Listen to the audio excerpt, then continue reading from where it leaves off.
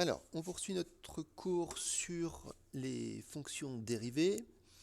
On arrive maintenant donc au paragraphe 7. Donc dans ce paragraphe, dérivé d'une fonction composée, on vous propose une propriété qui va nous permettre de dériver, pas toutes les fonctions composées, mais les fonctions qui vont être de la forme f de x égale g de ax plus b, c'est-à-dire g d'une fonction affine. Ce que vous dit ce théorème, c'est que la dérivée sera de cette forme-là. Donc g' de x plus b multiplié par un coefficient a. En introduction, il y a certaines conditions à respecter en termes d'ensemble de définitions et de dérivabilité. C'est très abstrait quand on en parle de manière générale. Je préfère le voir un petit peu au niveau des exemples. Donc on commence tout de suite avec le premier exemple. Donc des fonctions de ce type-là, pour vous, pour l'instant, ce sera essentiellement racine de ax plus b. On peut le faire aussi avec une puissance, je vous montrerai un exemple après. Mais au fur et à mesure, vous allez pouvoir le faire avec des fonctions sinus, des fonctions cosinus, des fonctions exponentielles, logarithmes, etc.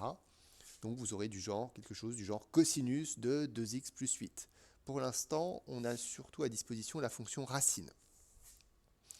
La fonction racine, justement, pose un problème de définition. Donc c'est dans ce cadre-là que je vais présenter un petit peu les choses auxquelles il faut faire attention en termes d'ensemble de définition et de dérivabilité.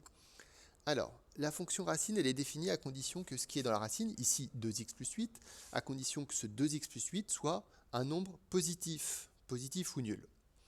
Et puis, elle est dérivable à condition que ce truc-là, 2x plus 8, soit strictement positif, parce que la fonction racine n'est pas dérivable en 0. Donc, nous, on a besoin de connaître le signe de 2x plus 8. Donc, 2x plus 8, c'est une expression du premier degré. Donc, on est capable d'étudier son signe. Si je présente ici sur le côté le signe de 2x plus 8, donc vous pouvez noter le signe de 2x plus 8, on le connaît, il est négatif puis positif puisqu'on a une fonction croissante, une fonction affine croissante, et cette expression 2x plus 8 s'annule en moins 4. Donc la fonction f va être définie ici sur l'intervalle moins 4 plus l'infini, y compris en moins 4, elle va être définie. Par contre, la dérivabilité impose que ce qui est dans la racine soit non nul. Donc ce sera sur l'intervalle moins 4 plus l'infini, mais pas en moins 4. Donc ici, l'intervalle sur lequel on va travailler, ce sera l'intervalle moins 4 plus l'infini, intervalle ouvert. Donc c'est ça qui est écrit dans la définition qui est au-dessus, ici. C'est un petit peu compliqué. Voilà à quoi ça ressemble quand on le fait avec la fonction racine de ax plus b.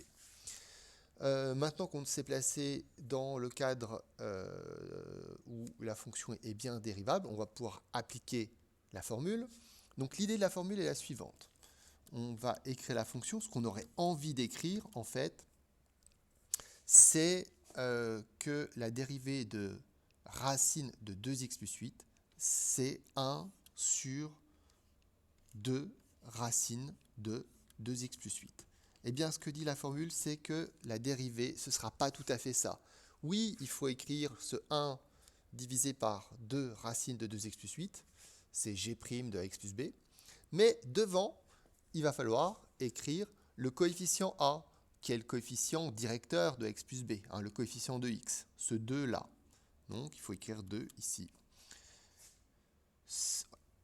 Donc là, on a fait la dérivée, on a appliqué notre formule, il se trouve qu'il faut simplifier. Le 2 qui est là se simplifie avec le 2 qui est en bas. Il va nous rester 1 sur racine de 2x plus 8.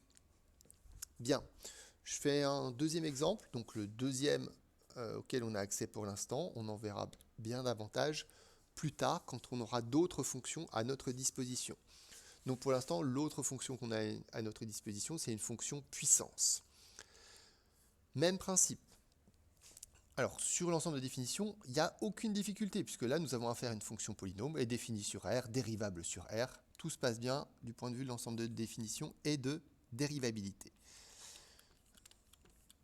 Nous calculons la dérivée. Alors, ce qu'on aurait envie d'écrire quand on dérive cette fonction, c'est que l'exposant baisse d'un degré. 12 moins 3x, exposant 4. Je rappelle que l'exposant vient aussi en coefficient. Donc la dérivée de x exposant 5, c'est 5x exposant 4. C'est ce qu'on a écrit.